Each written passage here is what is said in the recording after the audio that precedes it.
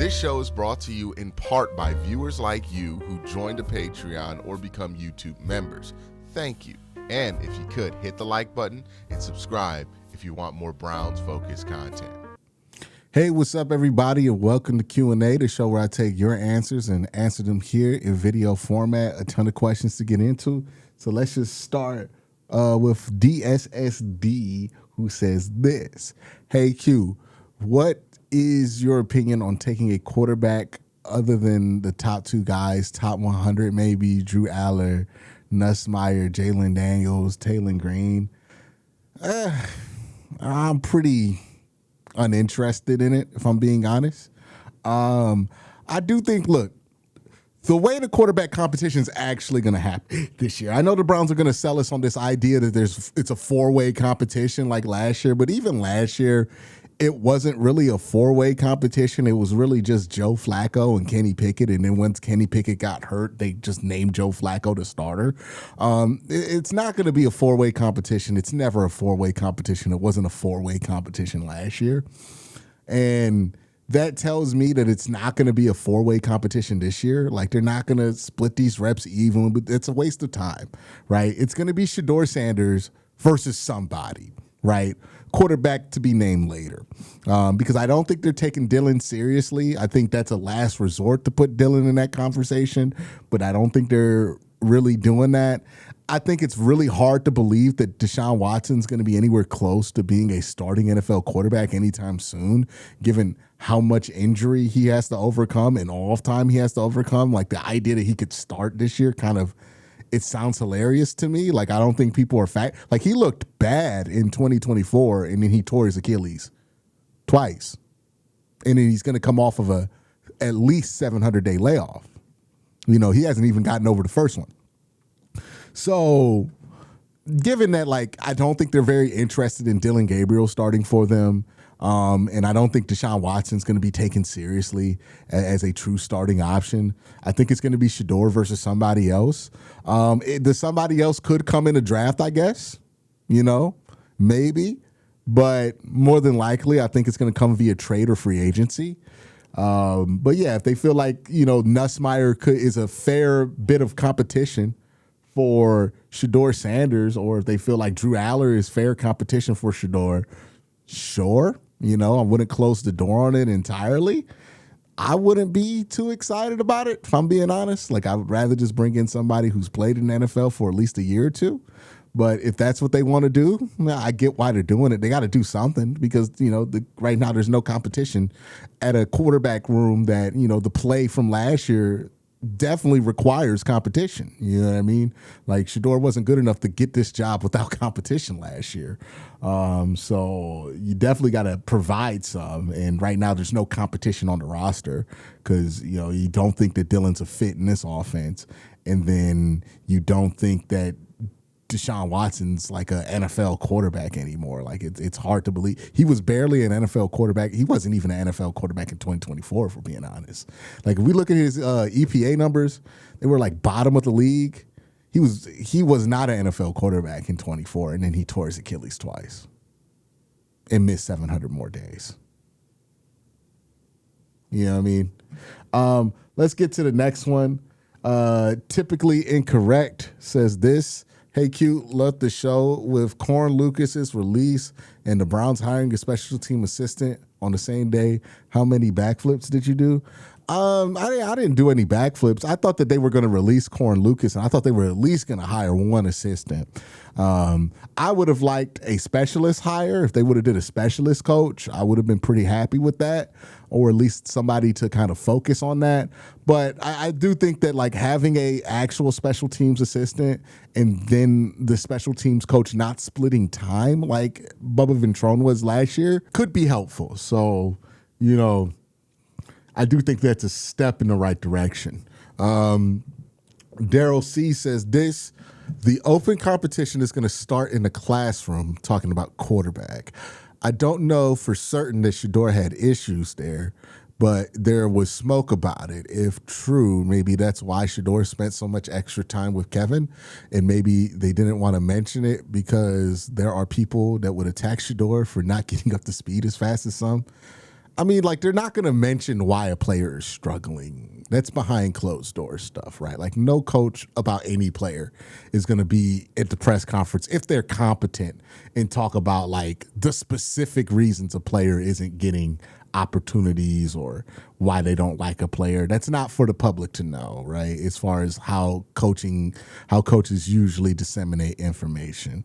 That's stuff that you keep behind closed doors, because once you put it out there, you damage the relationship that you have with the player. So yeah, I don't think that we'll know that part of it, or we would know that part of it.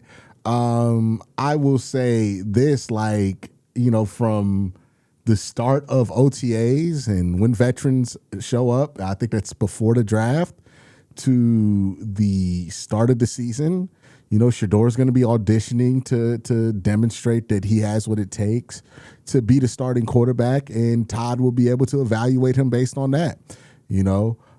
Maybe this improves his stock with Shedeur, maybe it doesn't, but I think that's going to be the opportunity that's ahead of him. And the Browns quarterback room is open enough to where he's going to have opportunity if he does provide a level of confidence to the coaching staff about his ability to solve that hole. Daniel says this, slightly off the normal topic, but with Dante Moore basically would have been a lock for top 5 this year. How likely is it he ends out the top 5 next year due to others stepping up or a lackluster season? Yeah, I don't know how possible it is. I think Dante's probably going to be the guy behind Arch Manning, more than likely.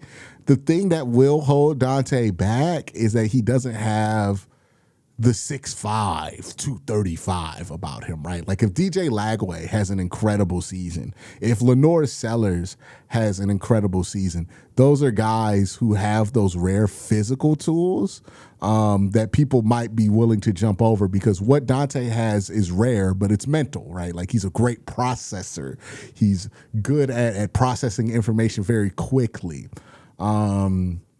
So that tends to be kind of not as highly regarded. I think people are wrong for making that assumption, but, it's not as highly regarded in some NFL circles as the other stuff, right? The throw the ball a mile, the run a 4.4 type shit that other guys can do. So maybe that's an effect with Dante, but I think Dante's likely going to play very well and likely going to push to be the number 1 pick next year. And we'll see what happens with Arch Manning, because a lot of that is a projection with Arch, but we saw what projections do, right? Like, we thought that Kate Klubnik would be a first-round pick based on projection. We thought that Drew Aller could be a first-round pick with projection. We thought that maybe Garrett Nussmeier could be a first-round pick with projection, but ultimately those guys did not have seasons that lived up to those projections.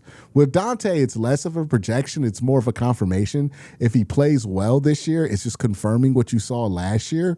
And if he doesn't play well, you can still jump back to last year to justify making the pick. Think about the fact that, like, Jameis Winston, his last year in college wasn't really good. Like, he threw a lot of interceptions his last year in college, but he was so good his sophomore year and his freshman year that nobody really cared about that. And he still went number 1 overall over Marcus Mariota. So, I think that track record's going to be in Dante's favor.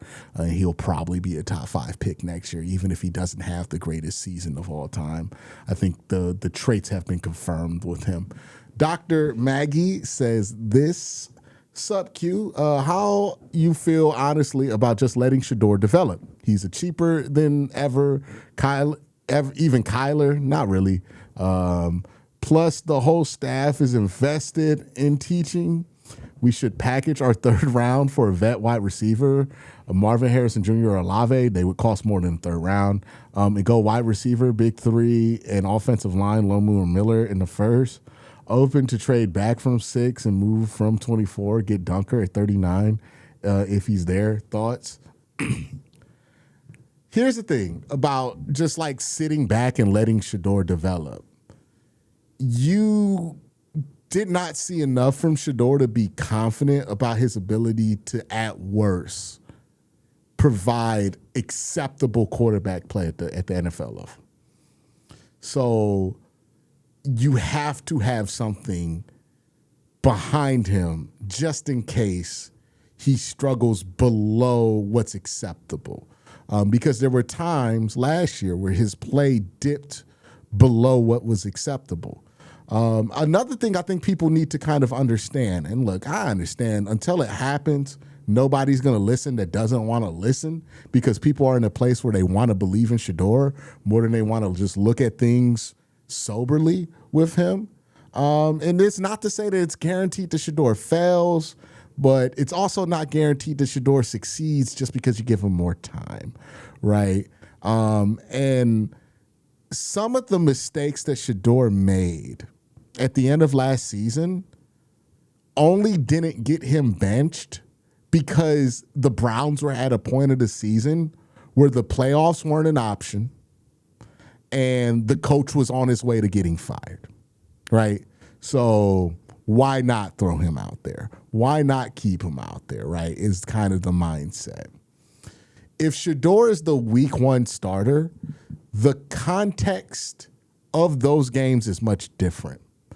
Like if he's throwing the kind of interception that he threw against Tennessee or that he threw against Buffalo, fourth quarter interceptions when the Browns are up by 3 in the fourth quarter in the first 5 weeks of the season where the playoffs are still on the line, he's not going to be allowed to do that.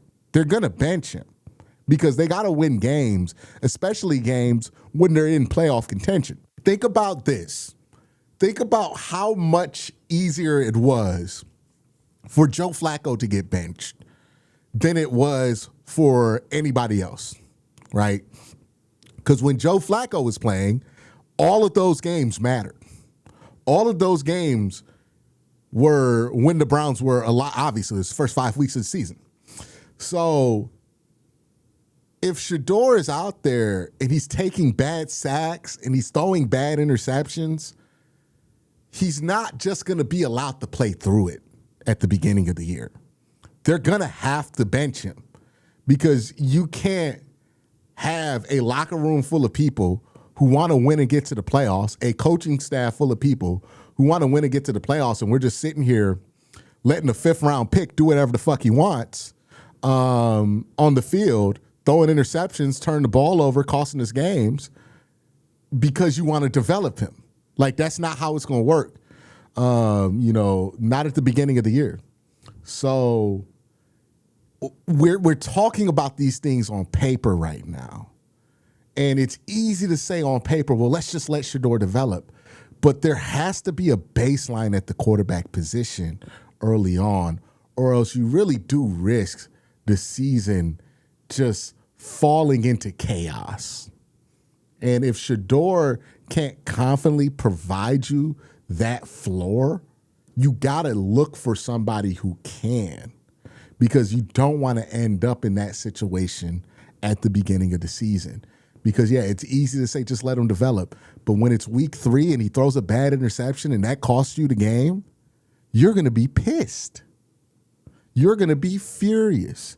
And if we're saying to ourselves, the only thing we have behind Shedeur Sanders is Dylan Gabriel, realistically, because Deshaun Watson's not going to play more than likely this season. But Dylan Gabriel, it's like, dude, are you serious? Like, how could you leave this room in this position? You know?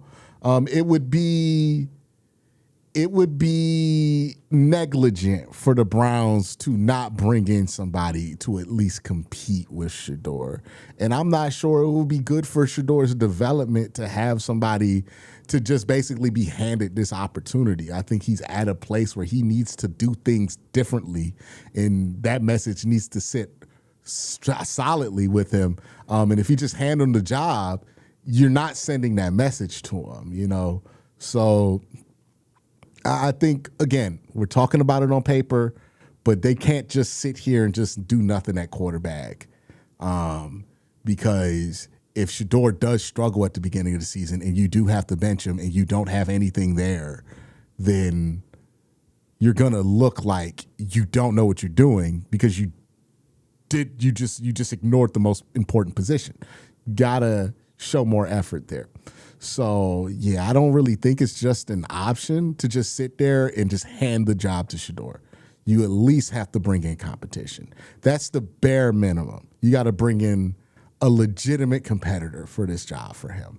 Right now, one's not on the roster, but you got to at least do that. If you can't do that, then people are going to get fired at the end of the year. Nobody wants to get fired right now. So you can't just sit on your hands and do nothing. Anthony the Beast says this. Hey, Q, longtime follower. I know the main local takes on Shedeur is that he doesn't process defenses and react properly to pressure in the NFL. Are there any ways he can improve this all season enough to come back next season as a competent starter and maybe even a franchise player? I think we got to get the competent starter first before we jump the franchise player, right? Like, he's not there at competent starter. His play from last year just wasn't at that level. So for him to get there, I think he needs to be much more aware of the game situation. I think that's been an issue of his, even dating back to Colorado. Sometimes he's not the most aware of what's going on in the game and what he can and cannot do. So I think he needs to do a better job at that, and then just not turning the ball over. Like, that's the big thing for him early in the season. Because like I said, as a response to the answer to the last question, he can't turn the ball over at the beginning of the year. Like, you're going to get benched. And if Shedeur wants to develop and Shedeur wants to learn from playing, then he's going to have to stay on the field. And his best way to stay on the field is to not turn the ball over. Because, you could throw, 10 interceptions in the back half of the season and maybe you don't hit the bench because you're a rookie. But you do that at the beginning of the season, you're going to have to hit the bench. You know what I mean? So taking care of the football, I think, is the biggest thing he needs to improve. Because if he doesn't take care of the football, he's not going to get the chance to, the reps, the games to improve the other parts of his game. He has to keep those turnovers down.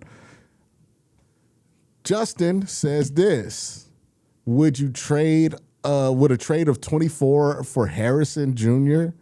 or Thomas Jr. be a possibility? Both have more upside than the receivers that would be available at 24. We can focus on 6 and 39 at O-line. I like Freeling and Miller. Well, Freeling's definitely not going to be there at 39. That's not going to happen. But I think you're referring to him at 6. And we already signed a tackle, so I don't think we go Blake Miller. You could trade 24 for Harrison Jr. or Brian Thomas. I think that would be a bit of an overpay for Marvin Harrison. We got to be honest about where we thought Marv was going to be as a prospect and what he's been in the NFL. And some of this stuff is that the Cardinals aren't using him correctly, but we thought that Marv would be one of those players who was immune to that kind of thing, right? Like, we didn't think Marv would be somebody we would have to have, well, does he fit in the offense conversations coming out of Ohio State? And clearly that projection of him was wrong. So I don't know if Marv's potential is that much higher than somebody you can get at 24. I think the thought of Marvin Harrison Jr. is that, but I don't know if the reality is that based on the lack of production he's had his first couple of years in the NFL. Brian Thomas Jr. is a little bit different because Brian Thomas Jr. has produced, he's had a 1,000-yard season in the NFL. So maybe you can make that argument there for him at 24 and the upside being better. I think maybe a second-round pick or a third-round pick makes sense for them, but I don't think that's going to be the price for those guys. So I think that this is probably not going to happen, but it's something to keep your eye on for sure. Daryl says this, love the show, think of you in the highest regards. I rarely disagree with your takes, and I'm often won over by your views, but I keep hearing you say Gabriel doesn't fit Monken's offense. He played at UCF and Oklahoma and Oregon. Though, are none of those similar to anything Monken has done before? I would say UCF is probably the most similar to what Monken has done. Maybe you can make the argument Oklahoma's not that different, but I think there's some significant differences from Oklahoma and Oregon. I also hear that Monken is masterful at fitting players to their strengths. I don't think Gabriel is an elite talent, but I think he can be a bridge until we find better. Also, I don't think his arm strength is as bad as some folks pretend, but he and Shedeur have to get all they have behind the ball to really drive it. I think that's the big issue here, right? Like, yeah, he played in similar offenses in college and he was productive in college, but that's college, you know? What we saw from Dylan Gabriel in the NFL is that the inability to really throw the ball off of any different arm angle is a problem for him. What we saw from Dylan in the NFL is that, you know, the pressure gets to him. He gets a little bit, he doesn't play with as much moxie as you thought he would based on the preseason and what he did in college. So, yeah, based on what we've seen from Dylan in the NFL, I don't think he's a fit for anything we've seen Todd Monken do. I mean, he's talking about having an athlete at the quarterback position that could be a run threat. That's not Dylan Gabriel at all. You know, like there's just so many things that we saw Dylan struggle with that they specifically want their quarterback to do. And then we're talking about what Dylan can do at the NFL level, given what his limitations have been demonstrated to be. For one reason or another, he's the one quarterback last year that couldn't get the ball downfield. Joe Flacco got the ball downfield. Shedeur got the ball downfield. Dylan Gabriel did not. So, like, an offense that primarily has you throwing the ball downfield, and when we did see Dylan throw the ball downfield, it wasn't very impressive, is an issue for Dylan Gabriel, especially when you factor in that he's not the tallest. So, like, seeing is real difficult when things are short and in front of you and on time and quick. It's extremely difficult when they're not as reliant on being on time and they're much further downfield from you. It's just what the system that the Browns are moving to, the things that Todd Monken likes to do, they're things that Dylan's not great at. Todd Monken talked about wanting somebody who can improv at the quarterback position. Again, Shedeur has proven that he can improv at the quarterback position, right? Which is why I think he's a serious contender to start this year. But Dylan, I thought his weakest game tape was when he did have to improvise. You know, he seemed lost. If he's not kind of just, he needs a control freak at head coach, basically, is what I'm saying. Like, he would do better with Sean McVay. He would do better with Matt LaFleur. Kevin Stefanski's a control freak like that. He doesn't do well with somebody who's going to be more lax, because when you see Dylan have to do that thinking in real time, and those calculations at real time, he struggles. He's really good at taking what the coach says and then doing that processing pre-snap and then finding an answer based on what the coach told you to look for and what you're seeing. That's what Dylan's strength is. He's not as good at dropping back and processing it as it happens, which is the kind of style that you need to be good at to be strong at the stuff that Monken wants to do. You know what I mean? And Monken kind of adjust the system to Dylan Gabriel, but adjustments are adjustments. They're not, you can't just remake the offense, right, to adjust it to Dylan. You know, you can trim, like think of it like a suit jacket that you're getting tailored. You can trim a little bit here, make it a little bit tighter, a little bit more. You could tailor it to you to make it fit better to you, but you can't take a jacket that's like this big and then put it on Myles Garrett and just say, we just got to tailor it to him, right? That's too much. That's outside the scope of tailoring. And I think the mismatch between what Dylan has demonstrated that he could do in the NFL and what Todd has demonstrated he wants to do in the NFL is too great to just be made up with by simply adjusting. Croquette says this, which do you think is a bigger risk? Signing Malik Willis after 4 starts in 2 years or signing Kyler Murray after multiple years of uneven play? Not even close. Like, Malik Willis is much more risky than Kyler Murray. Like, Kyler Murray's going to be the minimum. If it doesn't work out, you could just move on. Malik Willis is going to cost you $30 million over the next 3 years, man. Like, you know, I don't think that's even a close one. Kyraz says this, do you expect to be in big spenders in free agency? Maybe not cash-wise, but the amount of moves made. I assume we spend most of the money on offensive line. I think we'll be modest spenders. I think we'll be fairly prominent in that second and third tier free agency. I don't think we're going to do much with the first tier free agency. But that's it for my Q&A. Thank you guys for asking the questions. You guys have a great day. Have an even better night. Peace.